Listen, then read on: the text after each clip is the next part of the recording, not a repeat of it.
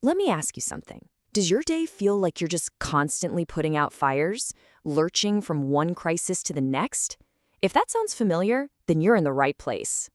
We're going to talk about a completely different way to operate, a way to move from that reactive chaos to a more stable, engineered way of managing performance. It's time to trade in that fire extinguisher for an architect's blueprint.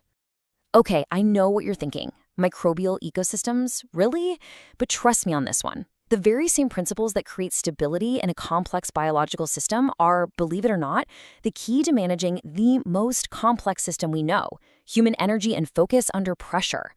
This weird little analogy, it's going to unlock a whole new way of thinking. All right, so first things first. We have to understand why our default setting, our go-to strategy, almost always fails. See, most of us live in reactive mode. We spot a problem, low energy, a deadline is slipping, team morale is tanking, and we jump in to fix it right then and there. But as we're about to see, that's a game you just can't win. And this visual just says it all, doesn't it? On the left, that's reactive control. Look at it. It's messy, it's chaotic, it's exhausting just to look at. It's constant intervention. But on the right, that's what we're calling the stability gambit. It's smooth, it's stable, it's calm.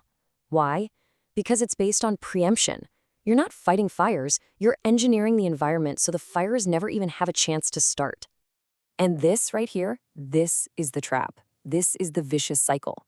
When we react directly, say we push a tired team through an all-nighter with a ton of caffeine and pizza, sure, we might get a result that one time. But the system, it learns. It builds up resistance. So the next time, you have to push even harder to get the same outcome. You're basically training your team, or even yourself, to fight back. And here's the other part of the problem. That dotted line, the observation horizon, that's us. We usually don't even see a problem until it's already a big deal. By the time burnout is a visible bloom, as this calls it, the underlying system has been quietly falling apart for weeks, maybe months. So when we finally do react, we're already late to the party. And the fix has to be huge and expensive. So what's the long-term result of all this? Well, the math is pretty clear, and it's not good. Path A, the traditional reactive path, is mathematically designed to degrade over time. It's a one-way ticket to burnout. But Path B, the stability gambit, it uses observation and careful control of the conditions to find and maintain stability. It's all about playing the long game. Okay, so if being reactive is a losing strategy, what's the winning one? Well, it's the stability gambit. And this is more than just a new tactic. It's a fundamental shift in your mindset. You stop trying to force outcomes, and instead, you start engineering the environment where the outcomes you want just happen. I love this diagram because it makes the whole idea so practical. Imagine this control panel. Instead of trying to force that beneficial biological dominance, which for us just means a productive, healthy team, you're just tweaking the dials. You're adjusting things like psychological safety, clarity of goals, manageable workloads. You get it, right? You stop micromanaging the people and start macromanaging their environment. And this all comes together in a simple 4-part framework.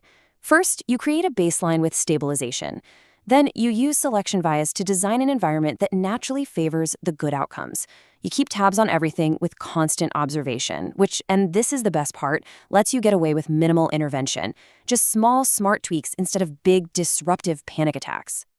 All right, so that's the big idea. Microbial ecosystems are a cool way to think about it, for sure. But now, let's bring it home.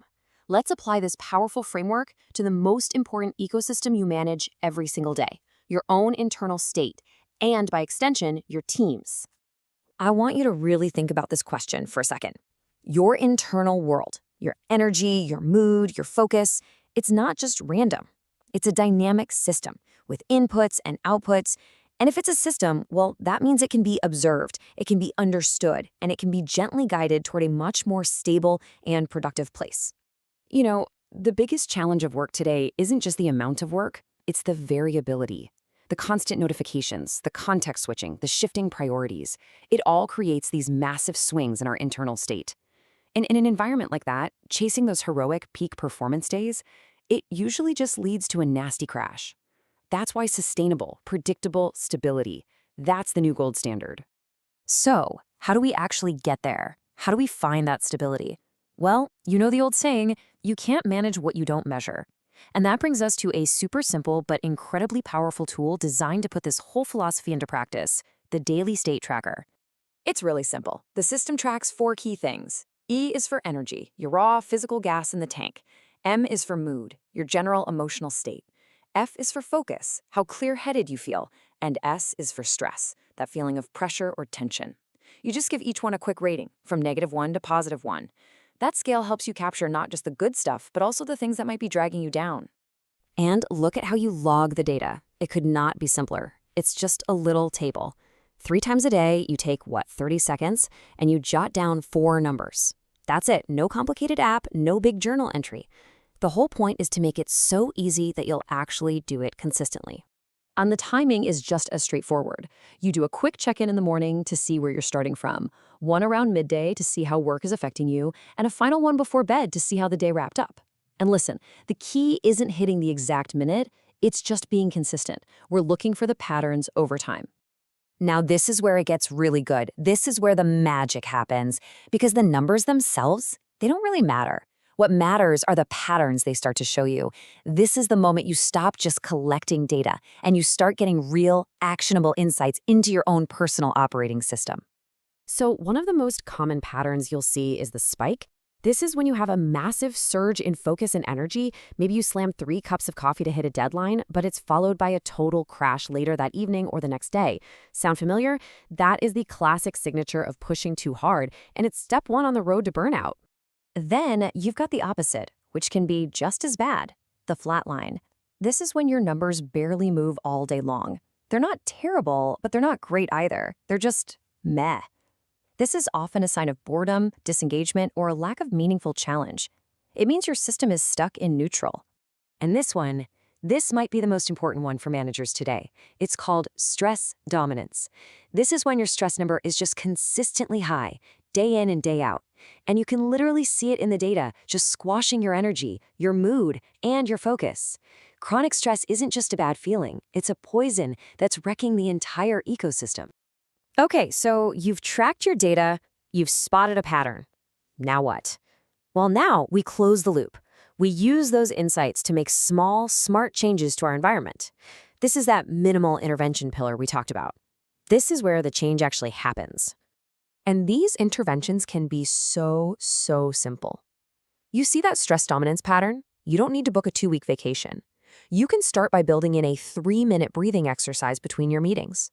Is your focus tanking every afternoon? Try working in short 25-minute sprints. See? These are tiny little environmental tweaks, not massive acts of willpower. And that right there is really the heart of it all. This whole system is a complete rejection of that hustle culture that tells us to burn ourselves out for short-term wins. The goal isn't to have one heroic, amazing day. The goal is to build a system that produces consistently good days, week after week, because stability is the new peak performance. So we'll leave you with this final thought. Whether you're managing a project, a team, or just your own sanity, the highest form of control isn't force. It's the thoughtful, disciplined shaping of the environment. Because when you finally get the conditions right, success stops being something you hope for, and it starts becoming something that's almost inevitable.